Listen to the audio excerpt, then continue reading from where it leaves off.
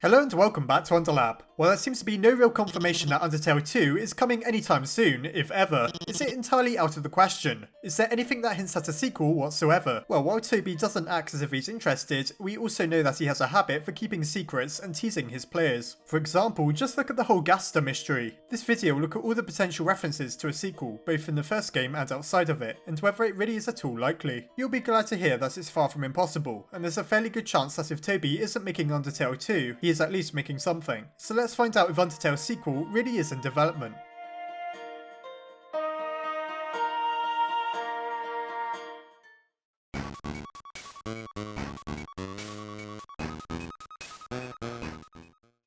Let's first take a look at why a sequel may even be necessary. Undertale has a perfectly satisfactory ending, but as I've explained many times in the past, the game is full of unexplained mysteries. Firstly, we have Azrael's fate. He tells us within the first room that he's destined to turn back into a flower. It's a pretty depressing thing to come to terms with, as it seems no matter what you do, you can't save him. We just have to kind of move on and forget about the young dreamer. But what if Azrael's story isn't quite finished? A sequel could explain what happens to him next. I've pointed out in the past that it's very odd that he still has his dreamer form, even if it's only temporary. Why is the magic slowly draining out of him? After all, we see him relinquish all the souls at the end of the game. It could be that he's simply imposed self-exile upon himself, and his claim that he will turn back into a flower is simply to get you to leave. Either way, there's 100 reasons why a sequel could greatly enhance Azrael's story, and rather than it abruptly ending there, perhaps Toby really does have something planned for the prince. There's also all manner of questions to ask about the ending, such as how the monsters were so easily able to reintegrate themselves into society on the surface. Surely it would have been more difficult than that. I have raised the question in the past as to why we don't see any humans during the end, only monsters roaming about the surface. Also, there's plenty from the past left unexplained. How are humans able to use magic to seal the monsters underground? How are the monsters aware that they can absorb human souls to gather power?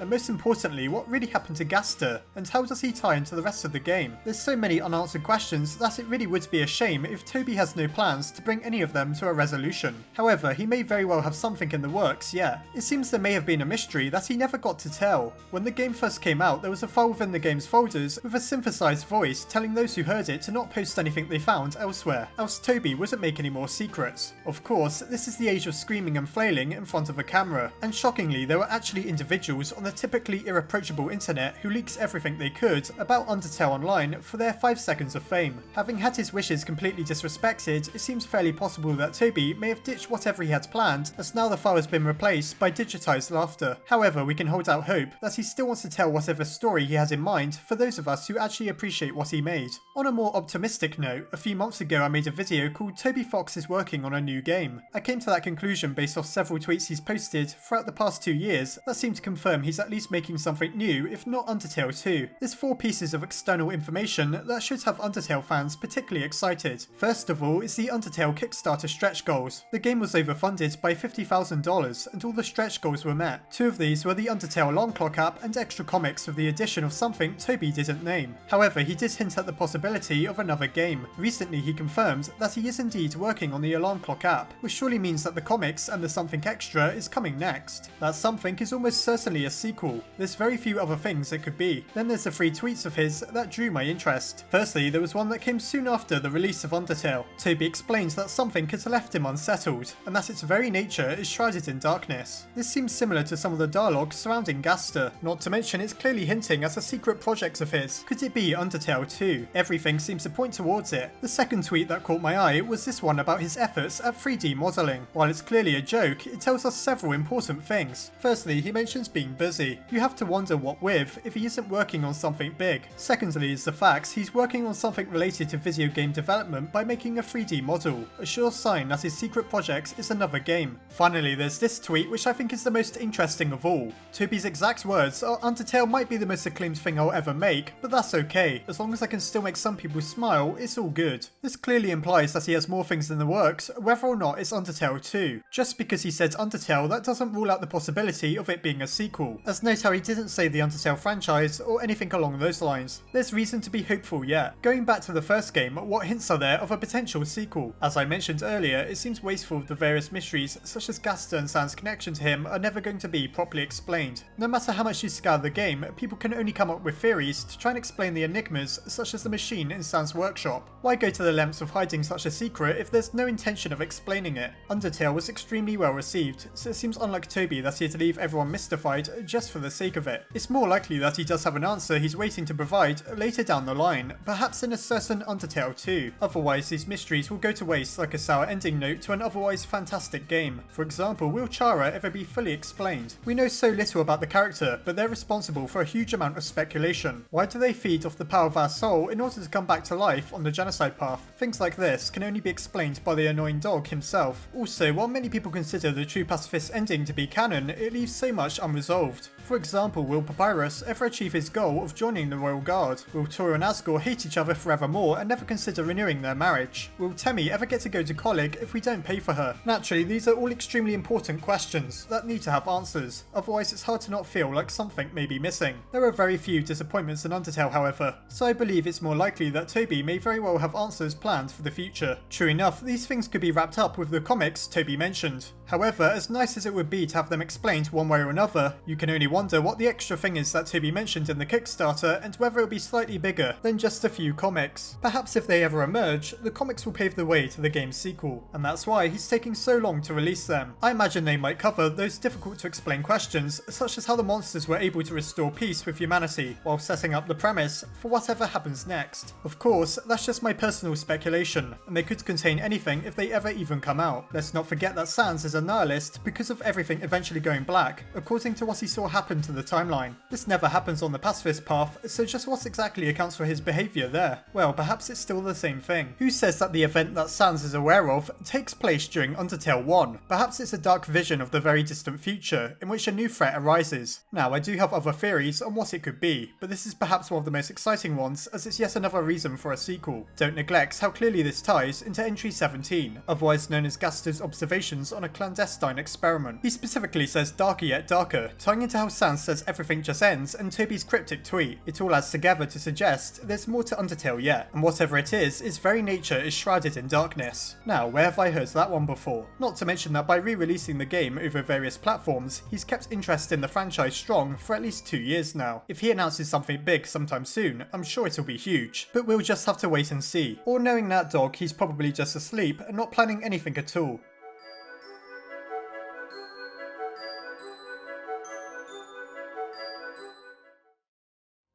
So what do you think? Has this renewed or restored your faith in a potential Undertale 2? It's worth noting that there's plenty to suggest that Toby isn't planning anything at all, but I think it would be all too like him to lead us astray when he really does have something major in the works. Whatever it is, I'm looking forward to it. What do you think the premise and story of Undertale 2 would be? Let me know in the comments. I imagine it would heavily feature Prince Azrael Dreamer, but that's just my own belief. As always, I hope you enjoyed the video. Try not to die of boredom while waiting for Undertale 2, and I'll see you next time.